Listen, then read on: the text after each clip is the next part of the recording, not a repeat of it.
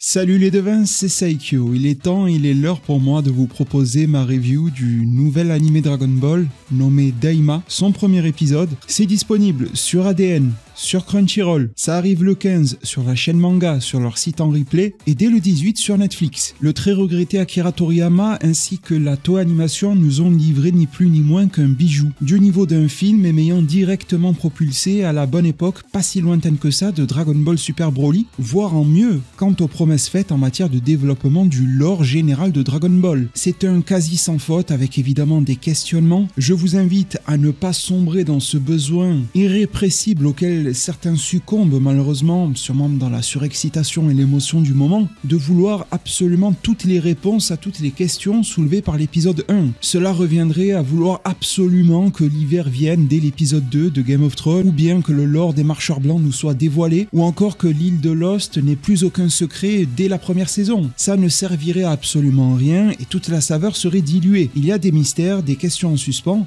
et tant mieux, elles trouveront progressivement réponse au fil de la série. Celle-ci se déroule juste après l'arc Majin Buu, avant Battle of Gods, avant donc tout Dragon Ball Super, et en partage donc le même défaut. Tant que l'on n'atteint pas ou ne dépasse pas le 28e tournoi des arts martiaux, toute forme d'histoire manquera forcément de tension car nous connaissons l'issue à ces dernières, du moins l'issue générale. À partir du dernier tournoi et de la rencontre formelle entre Goku et Oob, s'ouvre une période totalement inédite pour tout fan de Dragon Ball, en mettant Dragon Ball GT de côté, et un réel suspense au cœur du scénario peut être instauré, avec ce besoin également irrépressible du côté des ayants droit, des auteurs et consorts à vouloir à tout prix boucher le moindre trou, la moindre période de paix et lui glisser une histoire, alors que tout cela pourrait être développé post-fin de Dragon Ball, un peu comme s'il était tabou de l'étendre, mais qu'il fallait tout de même développer le lore un minimum, et que des barrières psychologiques, éditoriales, créatrices imposent le fait de le faire dans une certaine période de la chronologie de Dragon Ball. Aussi qualitatif que fut ce premier épisode, c'est toujours aussi frustrant. Hormis cela, et la photo de famille entre guillemets de la Z-Team que je n'ai que guère appréciée, je trouve le fond peu inspiré, les personnages plus proches d'un chara-design plutôt qu'en mode tranche de vie, photo de famille formellement, tel qu'on a pu le connaître à l'époque, les personnages bien trop espacés, un manque d'originalité dans leur pose, à part un petit camé scénique qui fait un signe de victoire, certains tirent la tronche, d'autres sont heureux, il n'y a même pas une forme de cohésion et de cohérence, d'homogénéité dans ce groupe-là, tel qu'il est présenté ainsi, alors que formellement dans l'histoire, ils s'entendent tous parfaitement bien. Bon, évidemment, je déplore l'absence, en tout cas sur la diffusion ADN,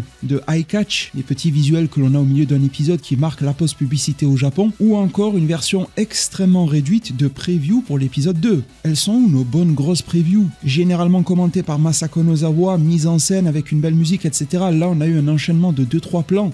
Fallait vraiment pas cligner des yeux sur Glorio et c'était fini. Il est où notre bon vieux ne le manquait pas de la part de Son Goku, alias Masako Nozawa au doublage. Pour le reste, j'ai envie de dire, enfin, ils ont compris la leçon de Dragon Ball Super Broly et j'espère qu'ils vont pas nous refaire le coup de revenir avec une proposition à la super-héros de sitôt. Une partie du fond du film super-héros est plutôt agréable, mais là on est dans la pure veine de Broly, on l'a appliqué au lore général de Dragon Ball en se focalisant sur l'aspect démoniaque, Makaioshin, Makai, également Namek, ce que pléthore une majorité de fans attendaient depuis un long moment. On a une équipe absolument incroyable qui a été constituée sur l'épisode 1, storyboard exceptionnel de Yoshitaka Yashima, réalisation Ayako Maki, direction de l'animation Shikashi Kubota, assisté des travaux de Takeo Ide.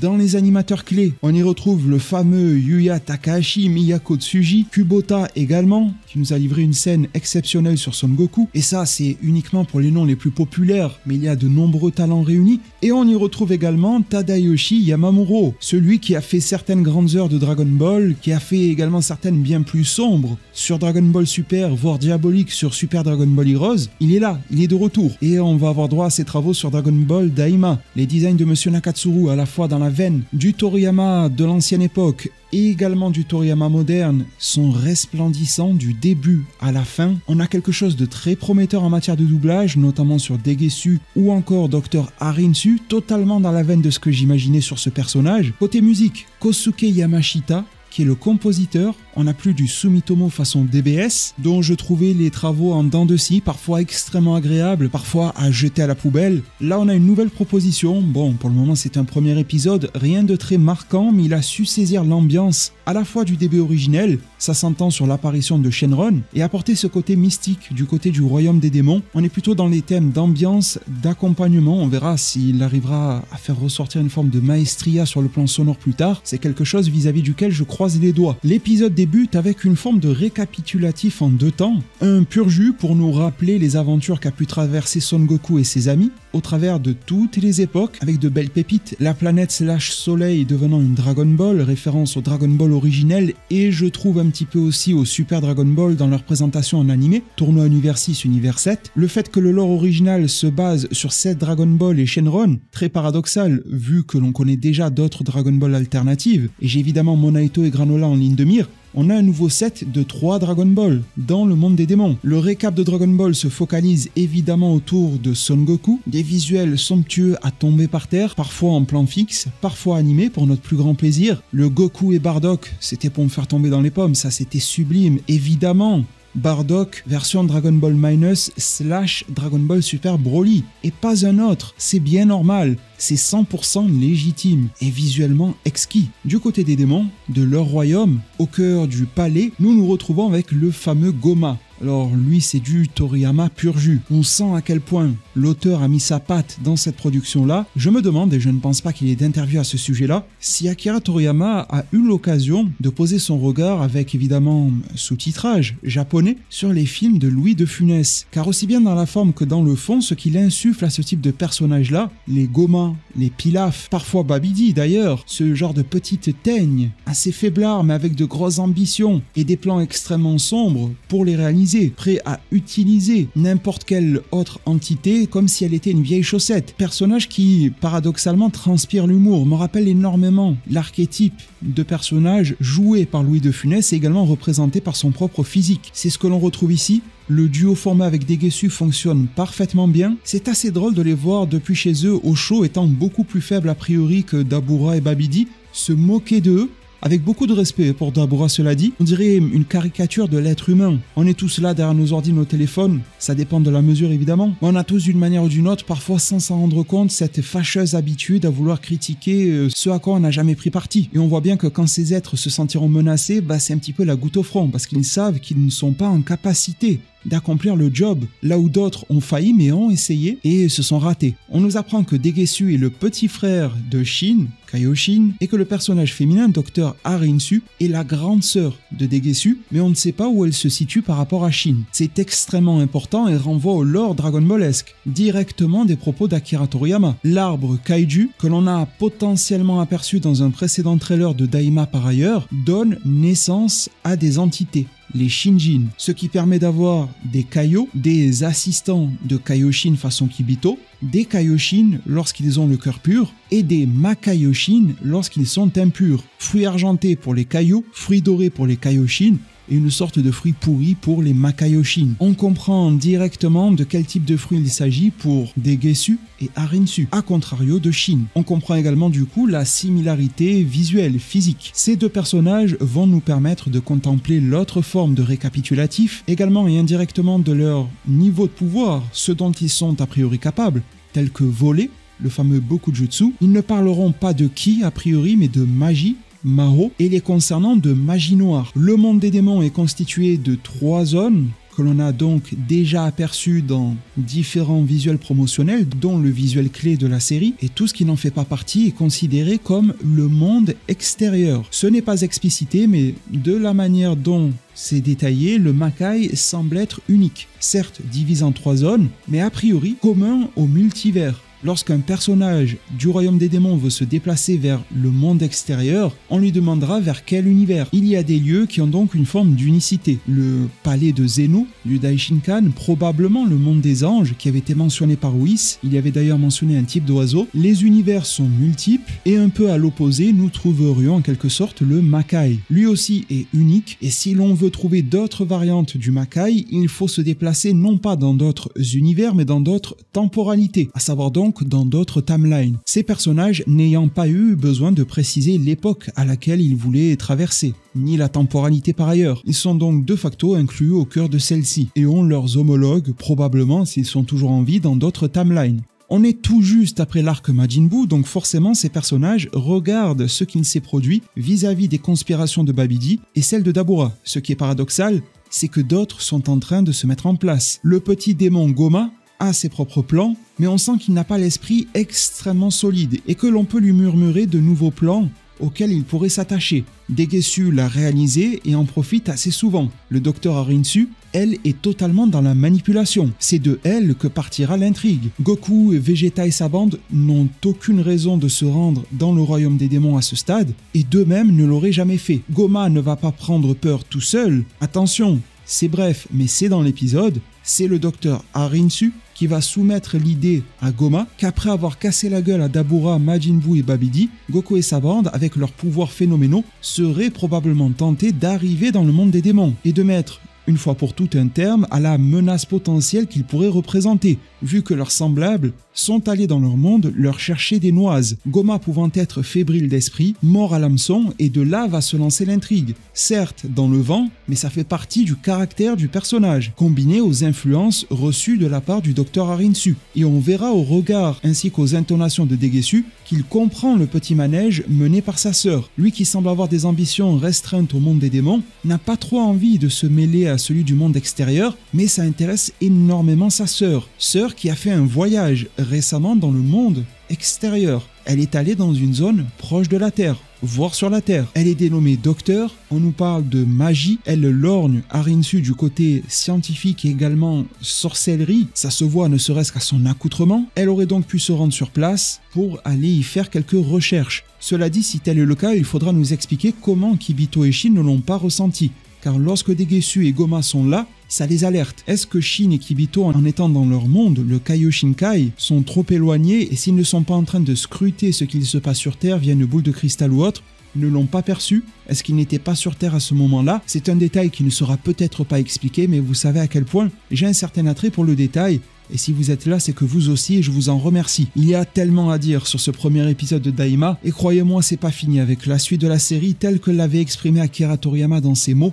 On va explorer le lore de Dragon Ball, qu'est-ce que ça fait du bien, sincèrement. On se rend compte également que ces êtres démoniaques, entre guillemets, Goma et Degesu d'ailleurs, petite parenthèse sur les sous-titres ADN, je pense que c'était les mêmes sur Crunchyroll, je vais pas dire qu'ils étaient pourris, mais il y a beaucoup de phases où ça laissait à désirer. Goma qui est parfois appelé Goma, d'autres fois Gona, alors qu'en japonais c'est Goma, et c'est très facile à prononcer dans le reste du monde, Goma. Les Kaioshin qui sont appelés Kai suprêmes, moi je connais les suprêmes de poulet, mais bon, Kaioshin ça se dit facilement, sincèrement. Des phrases qui sont parfois changées, comme le vœu de Goma, on va en parler un petit peu plus tard dans cette review. Alors autant je peux être laxiste sur un jeu comme Sparking Zero, et pourtant ça va loin, alors déjà sur les termes qui ne sont pas respectés, évidemment, mais en plus, à l'intérieur de Sparking Zero, ça nous parle de dinguerie, toi finalement t'étais pas ouf, etc. On dirait que Son Goku vient de faire un défi giga tacos le jeudi et qu'ensuite il nous fait un petit combat et il est resté dans le délire quoi. Bon, il y a un truc un petit peu bizarre, mais soit, passons. Dans un animé, ça a tendance à plus me déranger, surtout lorsque l'on dénature non pas forcément les appellations des personnages, du moment où on se comprend, ça me va,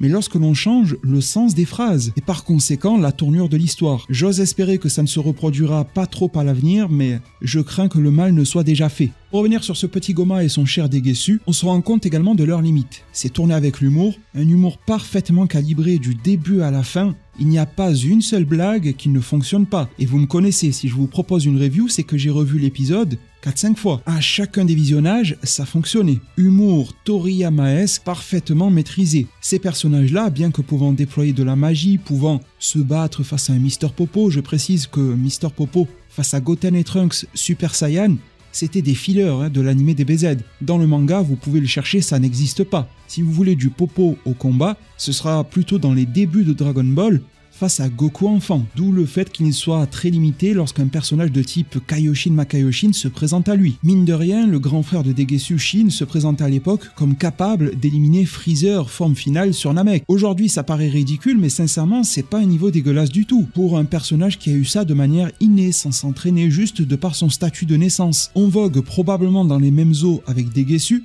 Goma me paraît nettement plus faible que ça, mais bon. En tout cas, il a des pouvoirs capables de rallonger la vie d'un personnage de 1000 ans, capables de fournir des sortes d'énormissimes bonus à quiconque lui fera allégeance. Et je pense que c'est également ça qui séduit Degeksu, en plus de la hiérarchie au cœur du monde des démons. On nous a parlé au cœur de cet épisode du père de Dabura, de son règne, de celui de son fils, Dabura lui-même, et suite à son décès, ce serait automatiquement de droit le tour de Goma. Il faudra nous expliquer pourquoi. Quelle forme de filiation pourrait avoir Goma vis-à-vis de Dabura? Quel lien peut-il entretenir avec lui? On pourrait se dire que c'est son fils, mais il n'est jamais mentionné ainsi. Goma est plutôt triste de le voir mourir par respect et de par le fait qu'il se fait laminer et manger par Majin Buu, c'est quand même tourné au ridicule, mais jamais la larme à l'œil pour son paternel. Est-il une forme de cousin, de neveu éloigné? Le dernier de ces types de démons-là, c'est quelque chose qui me rend vraiment curieux. Ces Goma et Degeksu sont tout de même limités vis-à-vis d'un Majin Vegeta, d'un Goku SJ2, Majin Buu n'en parlons même pas. C'est une référence et un maître étalon chez eux. D'ailleurs, Majin Buu, dans sa forme dodu sorti du cocon,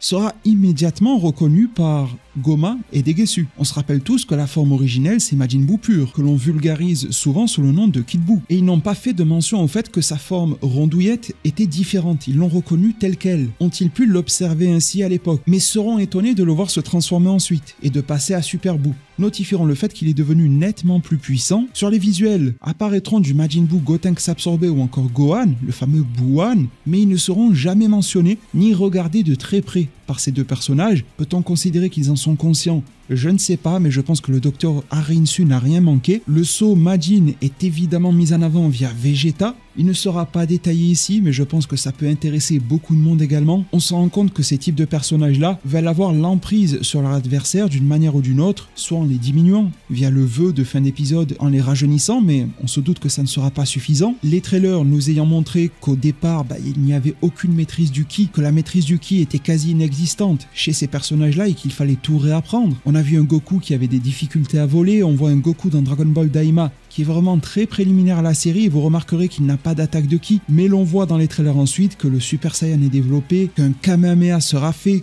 qu'ils peuvent voler avec beaucoup de facilité, même en étant rajeunis. Et en tant qu'experts du combat, ils vont donc remettre la main sur ce type de potentiel-là. Un saut de type Majin, pour avoir ce type d'adversaire dans sa poche, pourrait être intéressant. Mais reste à voir chez qui il resterait un petit peu de malice dans le cœur pour le détourner. Malgré leurs limites, on voit également la capacité de Goma phare ici, à savoir avoir une certaine forme d'omniscience. C'est banalisé, mais là on est loin de la fameuse cassette robot enregistreur de Magenta et de Carmine, du ruban rouge. Désolé de vous donner des petits cauchemars en parlant encore de super-héros, mais là Goma peut faire des avances rapides, des retours en arrière, etc. à n'importe quelle époque du monde extérieur. Ici de la Z-Team, il est capable de tout visualiser, en tout cas tout ce qui s'est produit, avec un niveau de détail qui dépasse tout entendement. Je pense que c'est une faculté absolument importante. On voit que Degeksu, lui, prend des notes, comme comment invoquer Shenron par exemple. Il faudrait vraiment qu'il insiste sur ça, se renseigner. Elec, dans le manga, certes, nous disait que l'information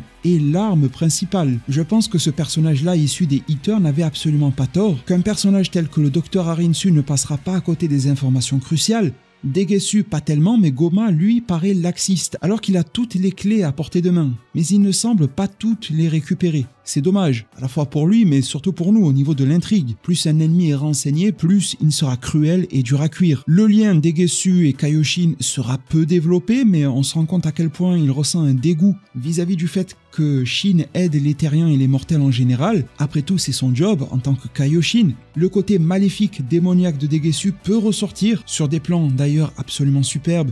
Jeux de lumière, compositing, storyboard, animation, dessin, couleurs, pas le frère de Freezer mais des couleurs, mise en scène, réalisation, c'est un sans faute et c'était inespéré pour moi depuis Dragon Ball Super Broly. Alors autant dans la foulée du film à l'époque, j'osais croire que les ayants droit avaient tout compris, eh bien il leur en a fallu du temps mais on l'a, que cela soit dans les flashbacks d'époque qui donnent littéralement vie à la définition de ce qu'est un animé, mettre en forme, en mouvement, insuffler de la vitalité aux cases de manga, et franchement saisir l'essence des pages de Toriyama, c'est clairement pas donné à tout le monde. Ils ont réussi cela, en tout cas dans ce premier épisode évidemment. La 3D est utilisée plutôt finement, alors il y a toujours des fois où on dirait que ça rame avec ce fameux 24 images par seconde, inhérent à ce type de production. Cela dit, elle est loin d'être écœurante, elle est plutôt bien maniée dans la plupart des cas, elle sert un certain effet de profondeur, et c'est un pur festin, que cela soit la partie DBZ que la partie Daima. C'est purement irréprochable. Alors évidemment, les designs varient lorsque l'on refait du DBZ à l'ancienne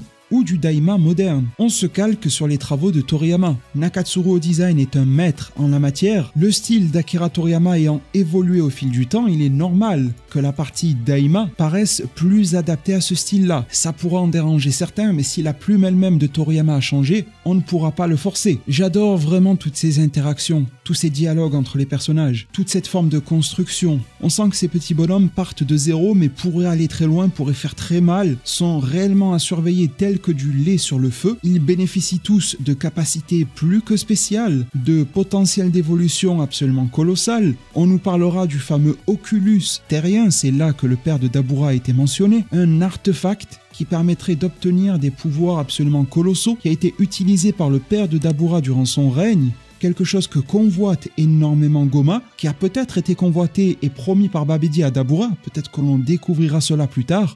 Alors un oculus, par définition, c'est une petite ouverture de forme circulaire ou proche du cercle, munie ou non d'un panneau vitré. Ça ressemble un peu à ce que vous avez dans le lieu d'habitation de Doctor Strange dans le MCU. On le retrouve sur diverses architectures, ça peut être également sur des artefacts, et on a déjà vu quelque chose qui s'y apparente dans le lore général de Dragon Ball. Alors là, on va sortir du canon, car oui, Dragon Ball Daima est canon, évidemment, on va y revenir, mais si on lorgne du côté d'entités démoniaque, aux oreilles bien pointues par ailleurs, Demigra possédait ceci au niveau de son front, qui lui faisait comme une sorte de troisième œil, élément qui pourrait être réécrit à la sauce Daima sans souci je pense, peut-être avec la même forme, ça ne m'étonnerait même pas, et qui pourrait être l'objet tant convoité. Les Dragon Ball du monde des démons, protégés par les fameux Tamagami. D'après mes recherches, le terme se décompose entre Tama et Gami. Tama pouvant se traduire esprit ou bien âme, souvent utilisé dans des contextes spirituels pour désigner l'essence immatérielle des êtres. Et Gami, ça s'apparente à Kami, donc Dieu ou divinité. Par exemple dans le shintoïsme au Japon ou encore à des forces sacrées en général. Tamagami au complet, ça peut pouvoir dire esprit divin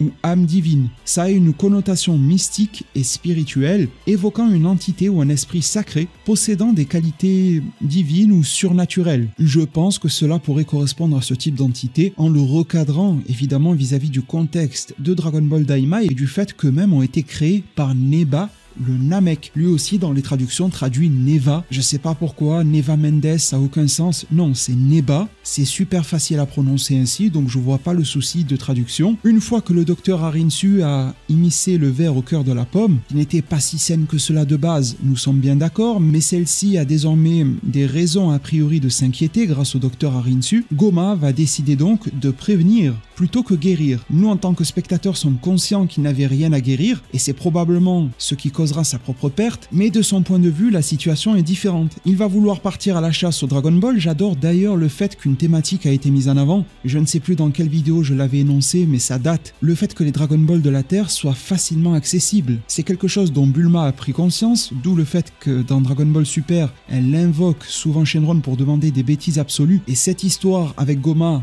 fera donc partie de ces éléments, entre autres, qui auront éveillé Bulma sur le sujet. N'importe quel clampin arrive sur la Terre, fait venir les Dragon Ball et obtient son vœu. Ce n'est pas acceptable, c'était une thématique également très mise en avant par l'arc Granola et la facilité des hitters pour trouver ces Dragon Ball. Granola idem, Monaito en avait conscience et s'en voulait à lui-même. Et on comprend que certains Namek ont la capacité de créer des êtres protecteurs Dragon Ball par Dragon Ball, là où les Namek de l'univers 7 s'unifiaient en village pour les protéger, avec certains Namek combattants, là où on a pu voir dans l'arc Moro le super Namek, les Namek qui s'assimilent, là où on a pu voir certains Namek plus faiblards devoir subir une situation. Ça a été le cas de Kami, ça a été le cas de Dende jusqu'à cet épisode-là. D'autres Namek surpuissants sont en mesure de créer carrément des entités protectrices. Et on comprend que ces Dragon Ball du royaume des démons sont très probablement alimentés par de la magie noire. Du côté du monde extérieur, c'est la magie blanche qui règne. Est-ce que la magie a un lien avec le ki ?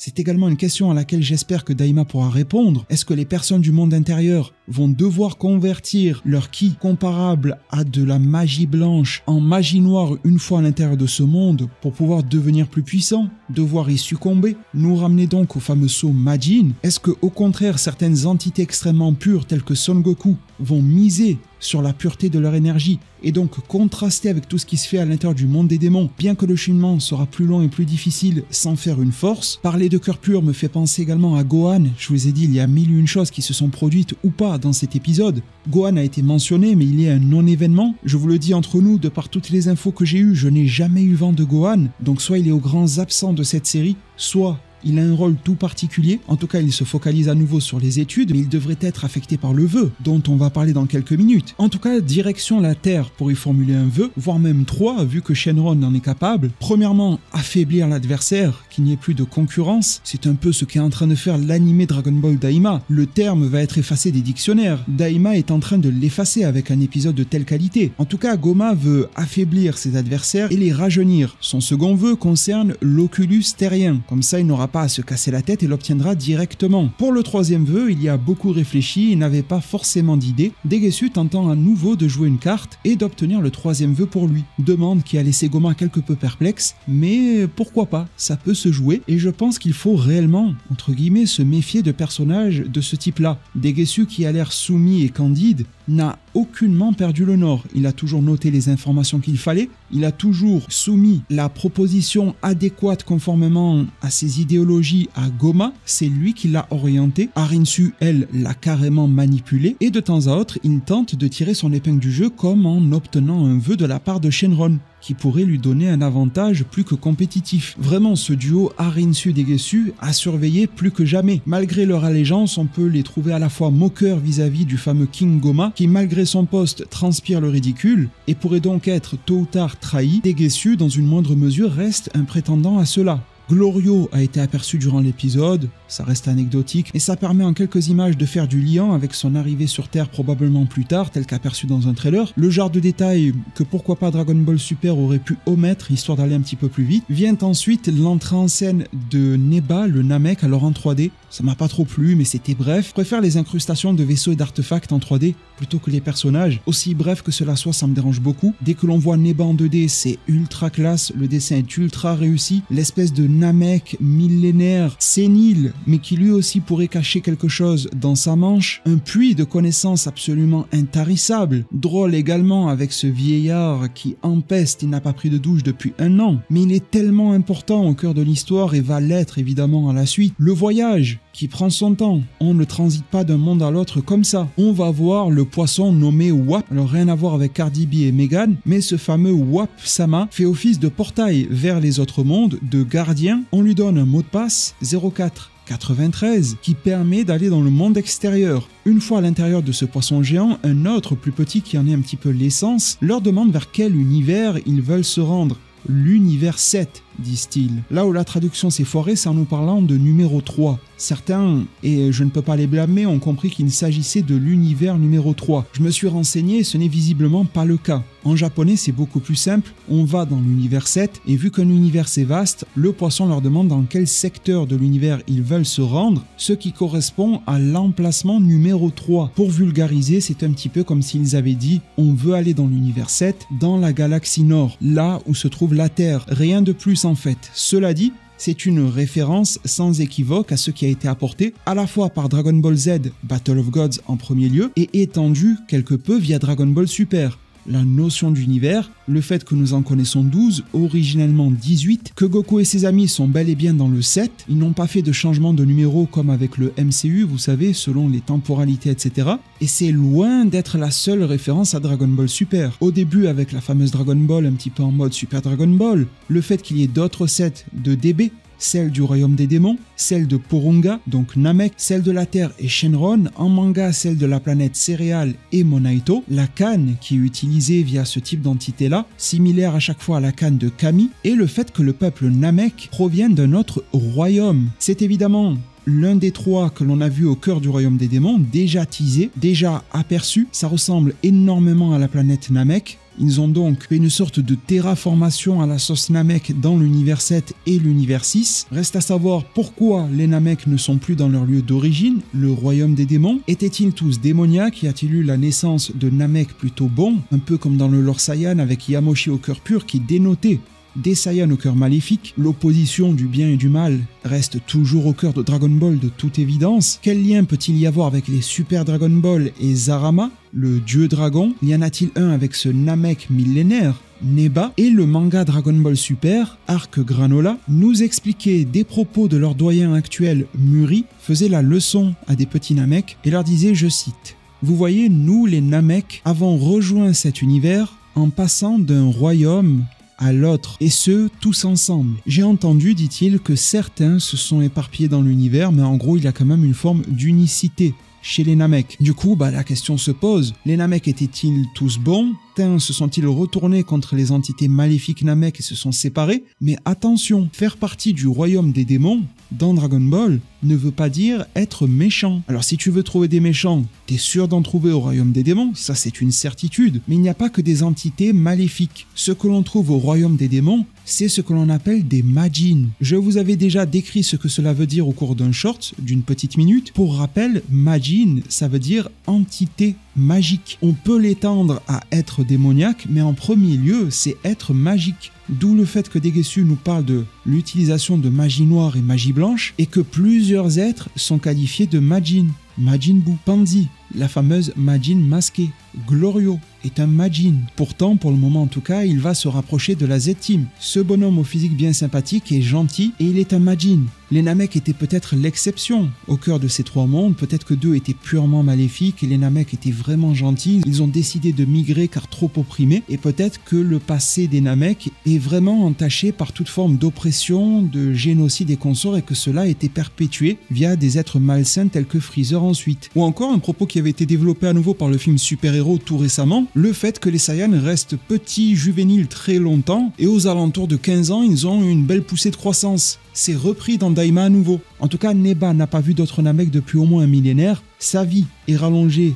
via Goma, un échange de bons procédés, des services rendus par Neba, notamment la manipulation des DB. En tout cas, il a pris le soin de les protéger dans le royaume des démons via les Tamagami. Des connaissances incommensurables sur le sujet. Si Muri en sait autant, j'ose imaginer à peine ce que c'est Neba.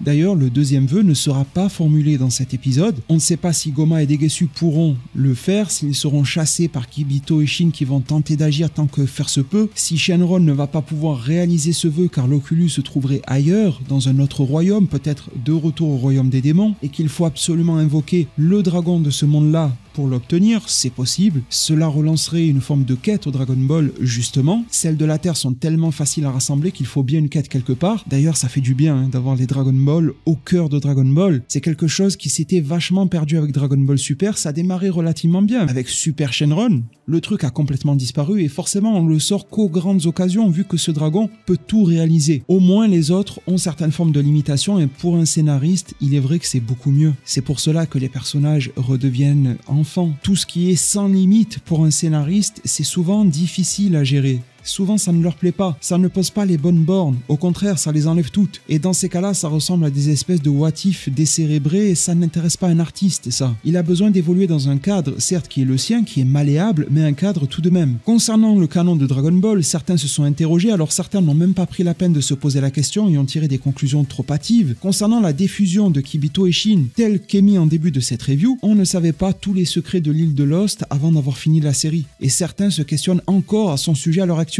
On ne peut pas demander à Daima de répondre à tout dès le premier épisode. Non, ça ce n'est pas un défaut de l'épisode ou de la série, c'est plutôt un défaut de réflexion à son sujet. Certes, il est très étrange que Kibito et Shin soient défusionnés ainsi si tôt, c'était l'une des problématiques en matière de temporalité d'ailleurs, ils ont osé les défusionner ici. À l'heure actuelle, rien ne contre-indique le fait qu'ils pourraient refusionner. Et au cœur du scénario, on comprend pourquoi. La diffusion a eu lieu car il s'agit du frère, pas de Kibito. Ce vieux, tout le monde s'en fout un petit peu malheureusement, même si je trouve son design assez stylé, souvent récupéré par ailleurs par Toriyama dans d'autres œuvres telles que Dragon Quest. Le principal intéressé, c'est Shin. Si tu le laissais sous la forme de Kibito Shin, il y avait comme un intrus, comme quelque chose ou une entité à l'intérieur qui tenait la chandelle pour rien. C'est une histoire de famille et elle doit se régler ainsi. Peut-être que les propos émis durant l'arc tournoi Univers 6 Univers 7 prendront un peu plus de sens plus tard, lorsqu'ils disent « Nous avons demandé à Porunga de faire en sorte que nous soyons défusionnés à nouveau ». Désormais, cela peut s'interpréter de deux manières. On peut dire on voulait être défusionnés à nouveau pour retrouver notre état d'origine, ou bien à nouveau pour marquer une forme d'occurrence et la seconde fois durant laquelle ces deux auront été défusionnés. Et justement, ils auront marqué et acté leur volonté de ne plus être fusionnés en passant par le corps de Majin Buu ici et feront appel à Porunga ensuite. C'est une possibilité. Vous savez que je n'aime pas tirer des conclusions hâtives alors qu'il y a une marge d'évolution extrême. Rien n'est acté. Donc à ce stade, il n'y a rien qui réécrit Dragon Ball, il n'y a rien qui réécrit Dragon Ball Super, il n'y a rien qui contredit Dragon Ball Super, il n'y a rien qui désavoue Dragon Ball Super et inversement évidemment vis-à-vis de Daima et Super. Pour le moment, ce ne sont pas deux timelines alternatives, chacun est libre de le percevoir comme il faut, mais il faut arrêter de faire passer ces conceptions, parfois mauvaises, comme des vérités absolues. Pour le moment, nous sommes juste et simplement en attente d'explications de la part du regretté auteur via l'œuvre qu'il a pu laisser derrière lui. C'est tout, ni plus ni moins. Chronologiquement, la série s'insère parfaitement dans le canon de Dragon Ball sans entacher Dragon Ball Super. Alors je pense qu'il y aura quelques cas de continuité rétroactive. Il faudra voir où nous mène cette histoire de gaz mystérieux à l'intérieur de Majin Buu qui peut annuler les fusions. Quid de végétaux défusionnés dans Majin Buu, quelle en était la cause réelle? Quid de la limite de temps évoquée également durant l'arc Zamasu Goku Black? Et là, pour le moment, il n'y a pas d'incohérence, il y a juste des questions en suspens. Et malheureusement, alors ça vous cible absolument pas, je sais que l'on est ici entre personnes affectionnant la nuance, à ce stade-là d'une vidéo si longue, c'est que c'est réellement le cas, je vous en suis extrêmement gré. C'est un sujet en suspens, qui pourra se transformer plus tard en continuité rétroactive, en fameux retcon, qui pourra se transformer en incohérence, ou qui pourra trouver une explication tout à fait cohérente, qui pourrait faire tomber les conclusions hâtives que certains se sont amusés à formuler et à propager. Tout est possible. Je sais qu'on vit à une époque avec les TikTok et consorts où la patience se perd, mais nous avons besoin de nous en munir pour garder un avis éclairé sur la situation. Aura lieu ensuite le combat Goku-Vegeta. Des scènes ont été coupées par rapport au trailer. Des scènes qui n'ont jamais été montrées ont été coupées par rapport aux échos qui auraient pu papillonner de ci de là. Et surtout, la censure est de retour. Dans le trailer, il y avait du sang, sur le front de Vegeta notamment. On se disait que c'était pour ça que l'épisode était diffusé si tard au Japon, aux alentours de minuit. Et là, le front de Vegeta est en parfait état. Il n'y a plus d'impact de la taille d'une pièce de 2 €, il a été parfaitement remis à neuf. C'est peut-être dû au fait que le combat a été raccourci, donc le voir être en sang après si peu de temps, ça pourrait paraître bizarre. Donc ça sent pas bon côté censure, mais bénéfice du doute, on verra ce qu'il en sera sur des affrontements beaucoup plus dantesques à la suite. Tout cela a lieu durant la fête d'anniversaire de Trunks, il fête ses 9 ans, ce qui acte de surcroît le placement chronologique de cette série Daima. Ils prennent le temps en plus d'expliquer.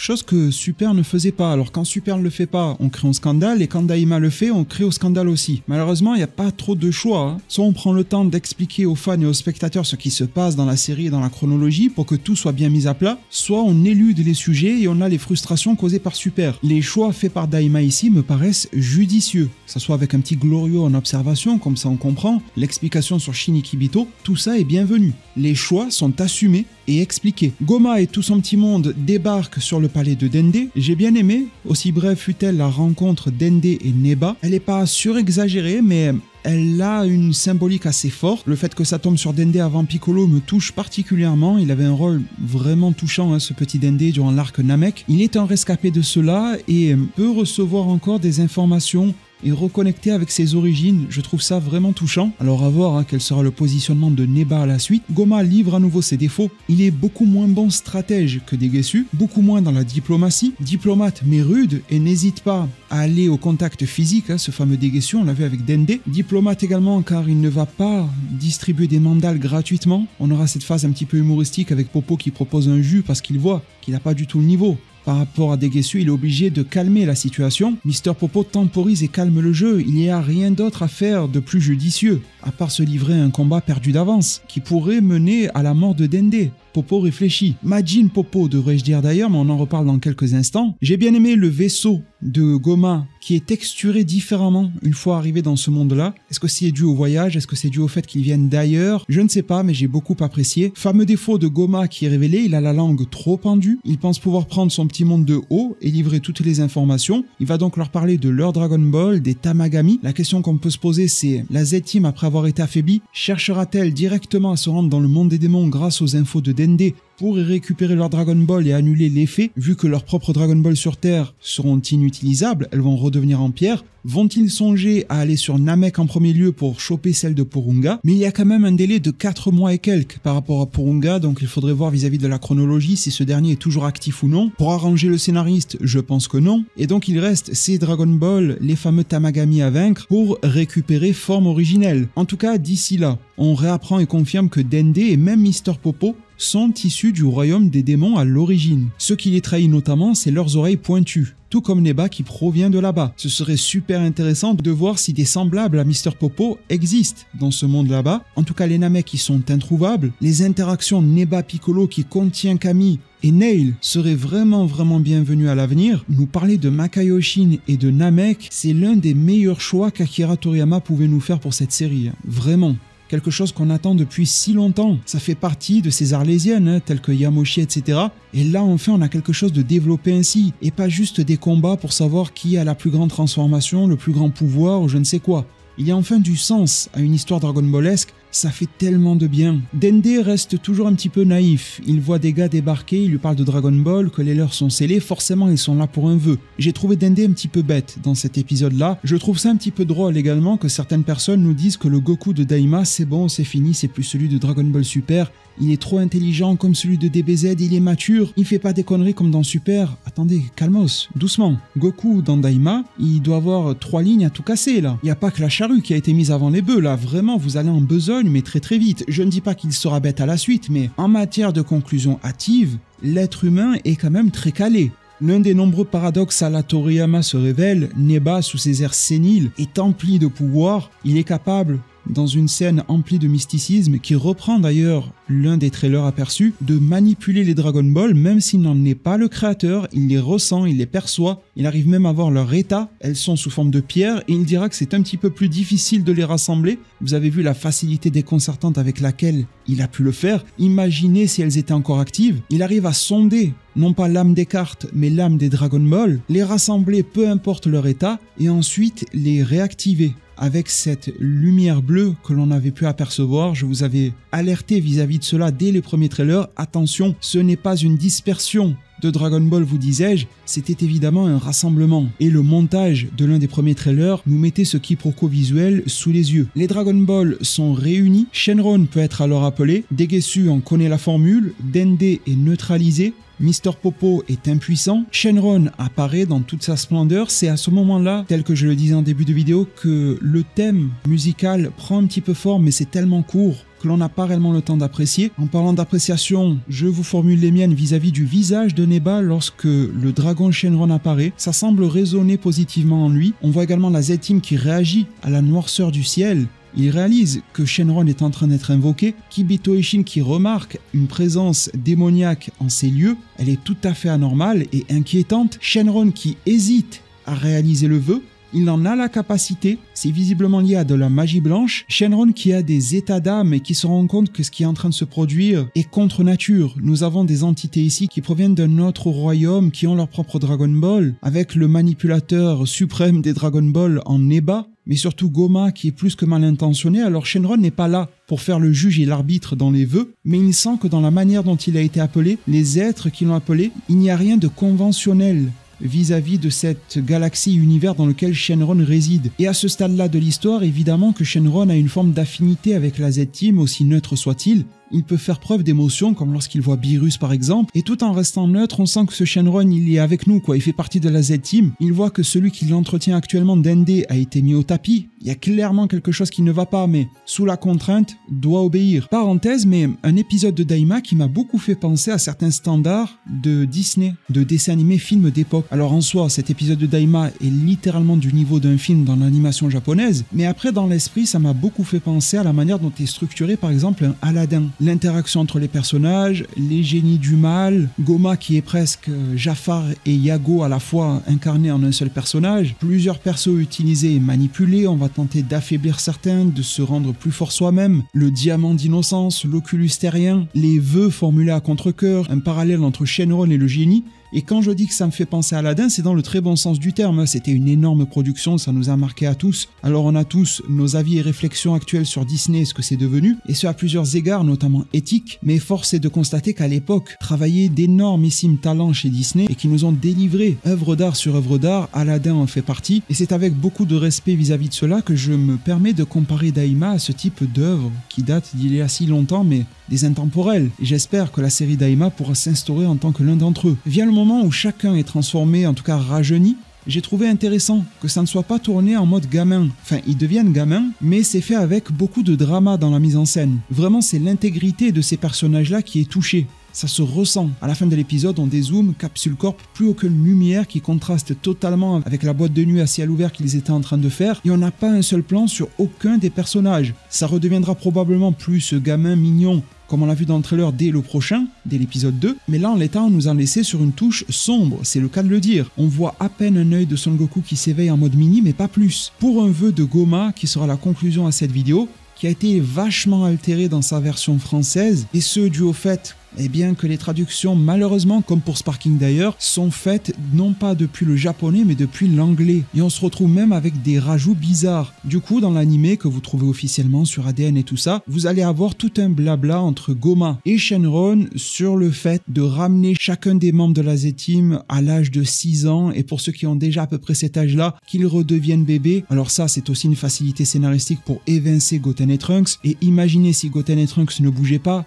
nous avions deux simili Goku ensemble, Goku et Goten, ça la foutait mal, mais du coup le vœu concret, c'est de rajeunir tous ceux qui ont pris part au combat face à Majin Buu, ainsi que leurs amis. Lorsque Shenron demande à quel âge, Goma répond l'âge de l'école primaire. Il ne donne pas d'âge au sens numérique du terme, d'où le fait que l'on se retrouvera également avec un Piccolo rajeuni, car l'on sait que Piccolo, il est très jeune mais a déjà sa forme adulte lors du tournoi face à Son Goku à l'époque. Faut vraiment avoir un Piccolo extrêmement juvénile pour l'avoir petit, celui qui dans l'animé lançait des cailloux sur les fenêtres, d'où le fait d'avoir choisi une autre formulation au cœur du scénario. Fais-les rajeunir en mode écolier de primaire, et donc là de manière générale, Shenron est capable de remodeler le physique de ces êtres. Là je me pose une question, et même en japonais, c'est vis-à-vis de l'énoncé du vœu. Qu'est-ce que l'on entend par ceux qui se sont battus face à Majin Buu? Car tous ceux qui sont là à cette fête, à part les personnes embauchées par Bulma qui sont là de service, pour servir les boissons et nourriture, tout le monde va être touché. Dans ce cas-là, qu'en est-il de tous les êtres ayant participé au Genki-Dama? On voit qu'ils ne sont pas affectés par le vœu, vu que les employés de Bulma ne sont pas rajeunis. Et je me doute bien qu'à l'intérieur de cela, certains ont dû lever le bras pour participer au Genki-Dama, suite à l'appel de Mister Satan. Donc est-ce que c'est un petit peu bancal? On doit pas trop se prendre la tête et se dire que c'est ceux qui ont vraiment impacté en tant que personnages